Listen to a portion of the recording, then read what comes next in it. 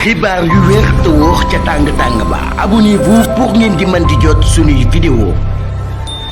mbégte ak bànneex la ñu am yéen ñi nga xam ne yéen a ñuy topp ci chaîne bi di Buzz 221 HD ni ñu koy defee saa su ne rek di leen indil ay xibaar dañu daal di dem directement ci conseil des ministres bi nga xam ne nag ni ki démb daal dinay am waral nag ki nga xam ne moom moo di premier ministre bu Sénégal Ousmane Sonko di xamle na nag fii ak fan na daal di def li nga xam ne nag moom moo di déclaration politique générale bi nga xam ne nag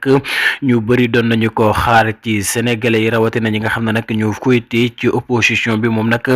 daal dinay xamle ne dina ko daal di def ci lu yàggatul dara ginnaaw conseil des ministres bi nga xam ne nag ni ki démb doon nañu ko amal ñoom ministres yi boobu lépp dogal la ki nga xam ne nag moom moo di Ousmane Sonko daal di jël en tant que premier ministre bu mu daal di doon ci réew mu Sénégal fas yéene def li nga xam ne moom moo di déclaration politique générale am waaye itam ci assemblée nationale bi nga xam ne nag moo fi yees ñu tijji ko bërki démb kon nag